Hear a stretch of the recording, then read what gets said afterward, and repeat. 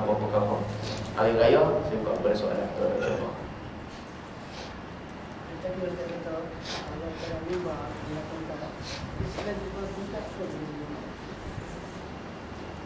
Selain daripada tongkat, tongkat tu seolah-olah simbol di mana nampak gah bagi khatib tu, nampak gah, nampak kuat, nampak dia ada kedudukan apabila bercakap. Wallahu a'lam. Itu pun ijtihad juga. Ibnu Hazmin marah pula, dia kata ijtihad sendiri. Sebab dia tak hidup zaman ni. Kalau dia hidup zaman ni, berapa banyak kita ijtihad dia nak bantah. Hang kata ikut sunnah dan ijtihad suka hati, tak ada hadis. Tongkat kalau tak ada, sebahagian orang geng-geng mujahidin mereka ganti dengan pedang. Tentera yang duduk ketika duduk dalam hutan ketika perang, mereka ganti dengan senapang. Wallahu a'lam.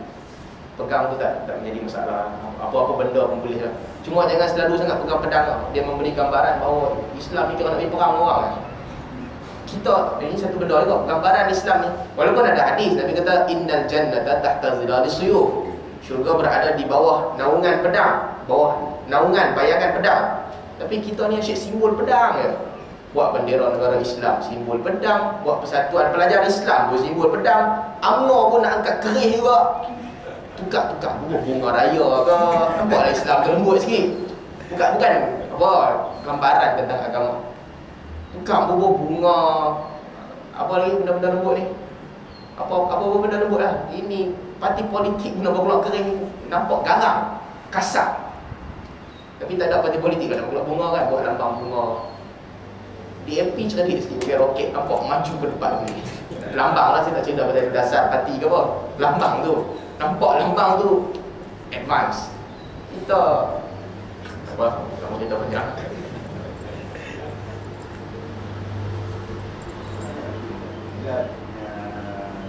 Tentang iman, kita buat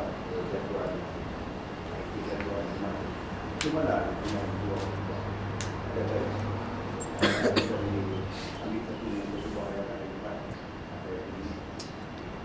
dalam hadis Nabi SAW bila hari raya berlaku bersama dengan hari Jumaat, Nabi sebut pada hari ini bertemu dua perayaan, dua raya bertemu. Maka bila bertemu dua raya, apa yang perlu kamu buat? Datang satu dah memadai. Nahnu nujammil, dan kami akan buat sembahyang Jumaat. Tapi siapa yang datang, tak nak datang sudah. Sahabat datang juga. Ada di kalangan sahabat yang tak datang. Maka nas itu sahih, hadis sahih. Jadi pada hari Jumaat diwajibkan untuk datang solat Aid ataupun solat Jumaat. Solat Aid hukumnya sunat. Bagi yang tak datang solat Aid, datang solat Jumaat wajib. Tapi bagi yang tak datang solat Aid, dia boleh kalau tak datang solat Jumaat. Boleh. Kalau dia tak datang solat Jumaat, apa yang dia perlu buat? Ulama berbeza pandangan. Sebahagian ulama katakan dia tak main, dia ganti dengan solat Zuhur. Sebahagian ulama katakan dia tak main, dia tak payah buat apa. Sebab dah ganti dengan solat Aid. 2 rakaat tu dah ganti 2 rakaat yang kita perlu buat. Wallahu a'lam. Kedua-dua pandangan ijtihad. Ijtihad. Tuan-tuan dengar kata ijtihad ni maksud dia hak ni pun boleh, yang tu pun boleh. Dua-dua dalam daerah ijtihad. Cuma yang terbaik datang sembahyang Jumaat lah, sebab Nabi SAW mendirikan sembahyang Jumaat. Dalam bab ni Ibnu Hazmi dia ada masalah sikit. Dia kata sunat tidak boleh membatalkan wajib. Maksudnya dia kata sunat sembahyang raya wajib sembahyang Jumaat. Dia kata sunat tidak boleh membatalkan wajib. Tapi pandangan dia bercanggah dengan nas yang sahih. Sebab pada dia hadis tu dhaif. Cuma hadis tu memang sahih. Pandangan dia berbeza dalam bab ni, daripada dia tertolak dalam bab tu. Nas didahulukan di atas pandangan manusia. Jadi pada hari Jumaat boleh datang sembahyang Jumaat, dan kalau tak nak datang pun tak apa. Masjid mesti buat sembahyang Jumaat sebab Nabi buat. Masjid tak boleh tutup. Tok khatib tak boleh malas. Orang lain tak apa. Dia main-main tak main sudah.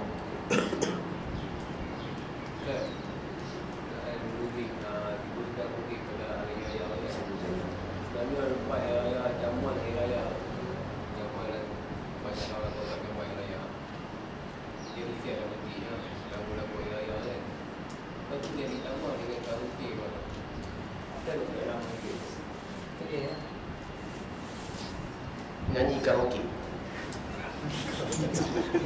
pada hari raya, terus sikit hukum. Tuan-tuan, ada sebahagian ulama yang keras. Di antara dia Imam Syafi'i, maka keras. Imam Syafi'i berpandangan ada sebahagian nas yang disebut daripada Syafi'i, syahadah orang yang menyanyi tak diterima. Orang yang kerja dia menyanyi, syahadah dia tak diterima. Apa maksud syahadah dia tak terima? Dia tak boleh jadi saksi kes jenayah dan saksi-saksi lain. Tapi tuan-tuan, dalam konteks budaya di zaman itu. Tuan-tuan kena faham, budaya itu kaki menyanyi ni siapa? Kaki disko. Malahi, mereka tu kaki menyanyi. Tuan-tuan, di suasana Malaysia pada hari itu, Wallahu'alam, saya nampak kalau kita kata turaddu syahadatahum, syahadah mereka ditolak. Ramai yang syahadah nak tolak.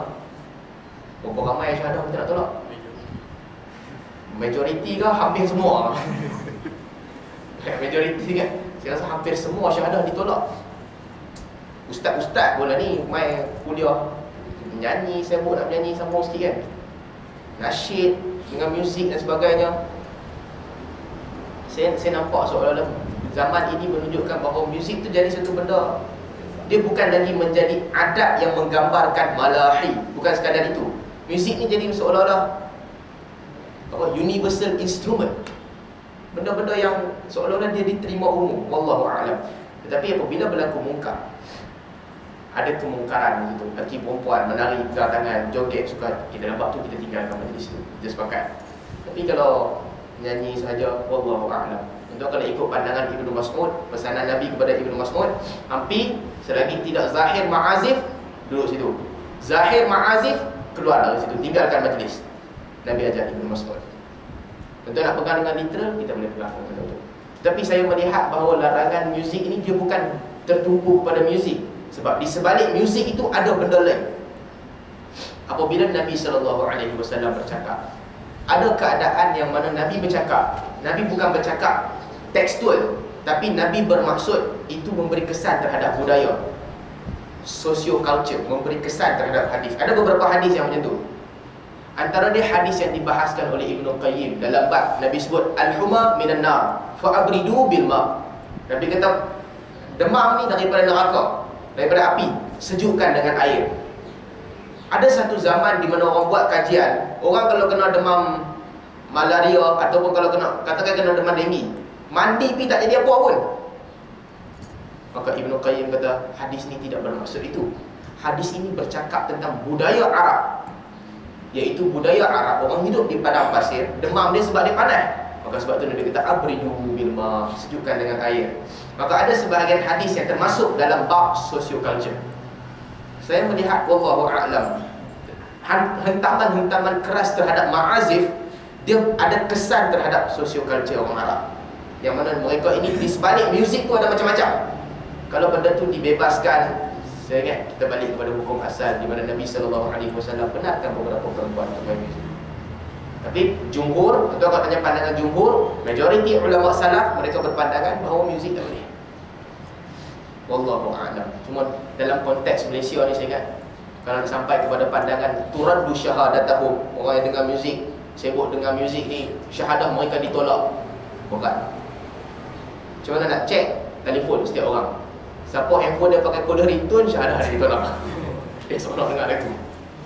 Wallahu'alam, saya ingat itu tak keras betul lah. Termasuk lagu raya juga. Lagu raya pun tak boleh. Kalau tak boleh, tak boleh semua.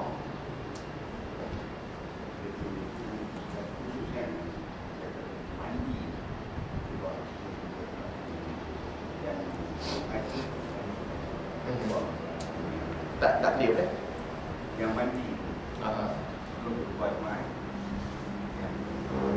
Yang mandi dengan air. Nak mandi buat. Okay. Mandi sebelum solat Jumaat. Sebahagian ulama mereka berpandangan bahawa mandi sebelum solat Jumaat ni memang mandi wajib pada hari Jumaat. Memang wajib pada hari Jumaat. Maksud dia jangan tanya sebab apa, hang mau tak mau hang kena mandi setiap Jumaat. Satu pandangan. Tak kira hang wangi ke busuk ke, hang dah mandi pada hari Khamis ke, yang penting hang mandi pada hari Jumaat. Sebahagian ulama lagi berpandangan bahawa mandi pada hari Jumaat sebab nak pergi sembahyang Jumaat, tak mau bagi orang bau badan.